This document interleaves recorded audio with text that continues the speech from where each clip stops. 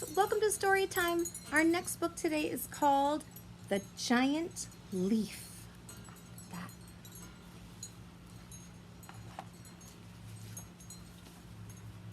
You see? Yeah. The dream was always the same. Kendu floated in an endless blue beneath a giant leaf larger than any the fox had ever seen before. In the dream, he was free. Kendu always awoke with a smile on his face.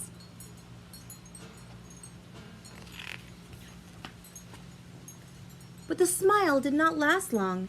Each sun-drenched day, Kendu and the other foxes were forced to dig holes where the beasts would place their eggs, soon to hatch and spawn more beasts. Kendu knew not to complain and never to stop digging even for a moment, for those who did were made to work long into the night until their paws bled and their strength was gone.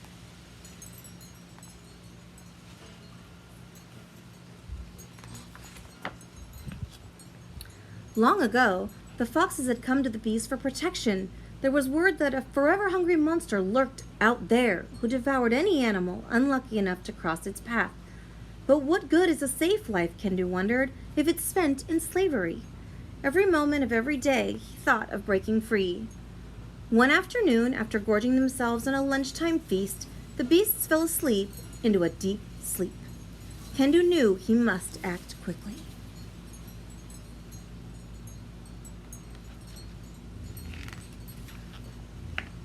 He jumped into a hole and began digging harder and faster than he ever had before. "Come on," he whispered to his friends. "Let's get out of here." But the other foxes were too fearful to escape. "What about the monster?" they asked. Kendu had no time to think about the answer. Once he saw the patch of blue sky on the other side, he knew there was no turning back.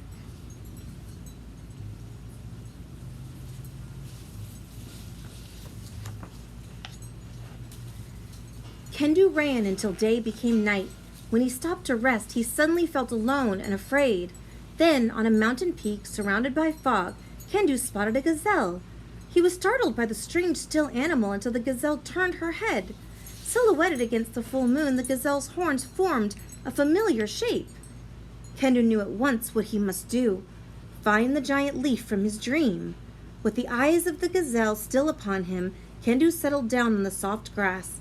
He soon fell asleep and dreamed.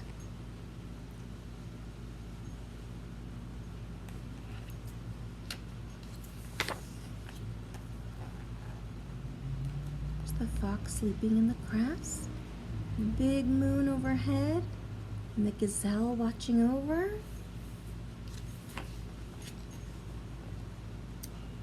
As the sun's first rays warmed the earth, Kendu awoke with a smile. Leaves are on branches and branches are on trees, he thought. Maybe the giant leaf is on a giant tree.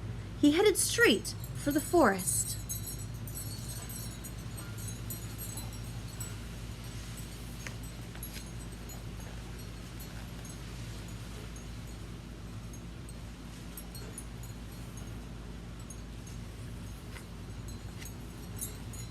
Kendu decided that a bird's eye view might help him spot the tallest tree. "You're wasting your time, Bushytail," Kendu heard from above. He looked up to find a monkey staring down at him. "I've searched all day long," yelled the monkey, "and this is the only golden sweet I can find. Someone's been chopping down these trees."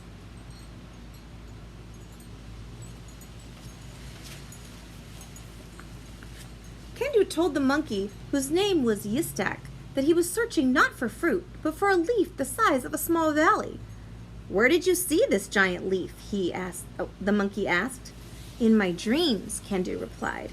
"Oh, I dream of a giant leaf too," said the monkey, his eyes shining. "Every night. It holds mountains of golden sweets, nice and mushy. Delicious."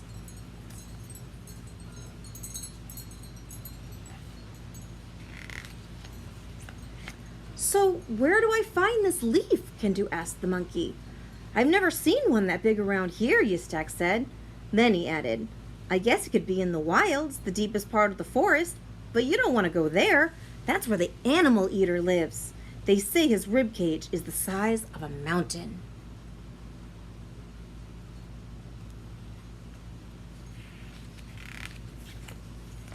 "I'm not afraid of bullies anymore," said Kendu, and he told the monkey of his escape. go to the wild, Yistak. Maybe we'll find some golden sweets for you there. Sure, said Yistak, his heart pounding against his chest.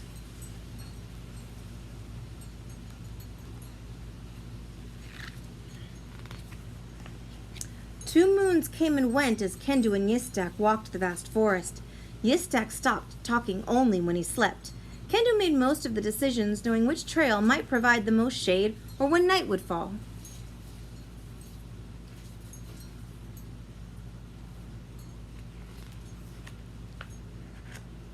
One day, a koala bear jumped down from a tree right into Kendu and Yistak's path.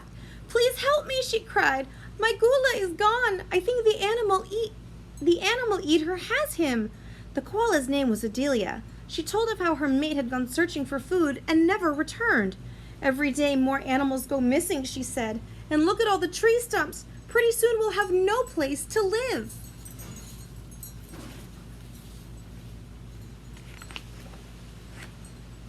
"Where do you think Gula might be?" asked Kendu. "I don't know," Adelia said, "but every night I have a wonderful dream.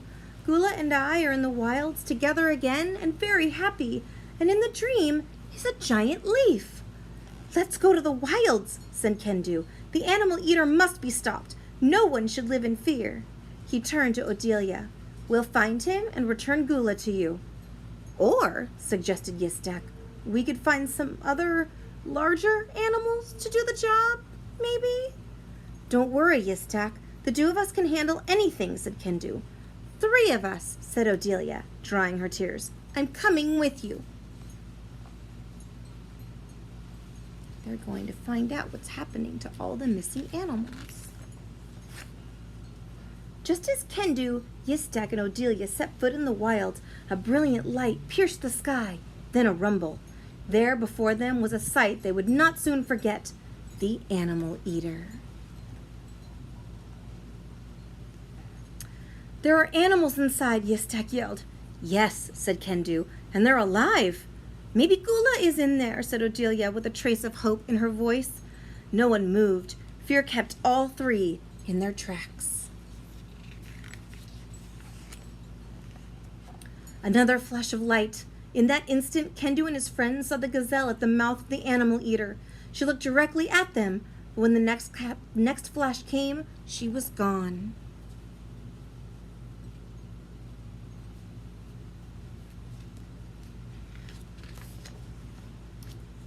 "We'll be safe in there," Kendu said, and without knowing why, Yistak and Adelia knew he was right. But before they could move, the sky began to leak. The animals had never seen this before. They took shelter beneath the lily pads and stood in wonder as the wetness surrounded them. They'd never seen rain before. The water did not stop. In the days that followed, puddles turned into streams, streams into rivers, and rivers into oceans. Kendu's many hours of digging came in handy as he paddled with all his might against the mighty waves. He began to wonder if maybe he was foolish to escape the beasts. If he had stayed with them, Yistak and Adelia might still be safe in the tall trees. Kendu looked up at the black sky with little hope left in his heart.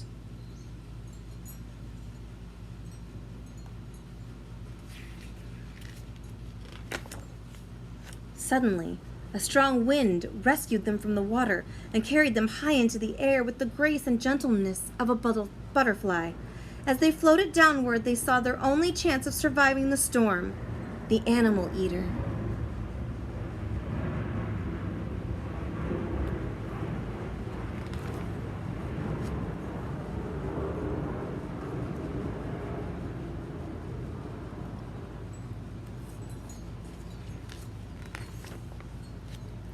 At last, Kendu and his friends were at the mouth of the animal eater, only the animal eater wasn't a monster at all. It appeared to be a shelter from the fierce storm, a storm that would rage on for many more days until water covered even the highest mountains.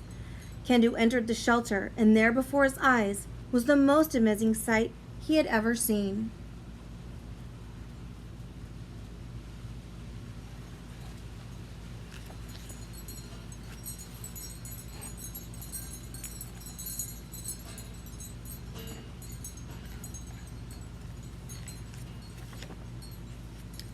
Yistak instantly found a mountain of golden sweets.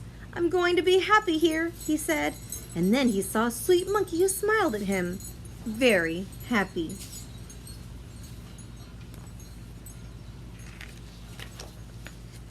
Odelia found Gula, who told her he had gotten lost, and each night he dreamed that he and Odelia found each other again in the wilds near a giant leaf. So he went searching for her there.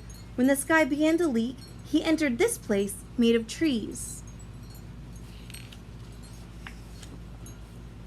Kendu was happy for his friends and glad to be safe and warm, but one thing troubled him. He had never found the giant leaf. He sensed he was close to it, so he began searching the animal stables, hoping to come upon a clue.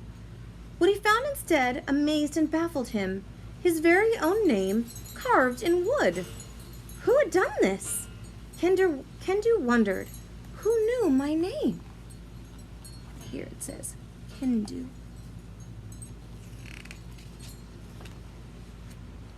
A friendly fox with a kind face stepped forward.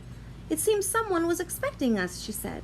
I found my name too. I'm Rhea. As Kendu said hello to Rhea, he knew he would share the rest of his life with her.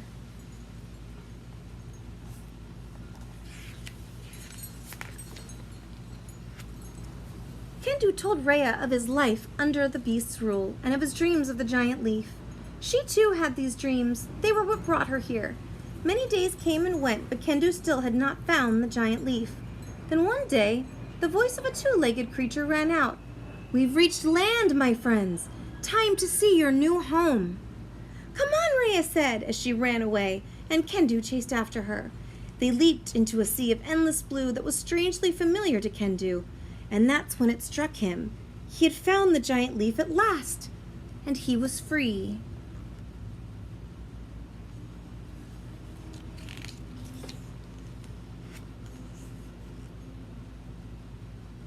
It's not a leaf at all. It's the bottom of the boat that saved them.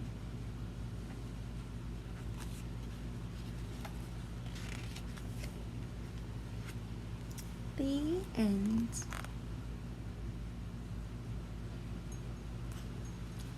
That pretty rainbow. All right, my friends, I hope you like that book. The Giant Leaf. All right, friends, have a great day.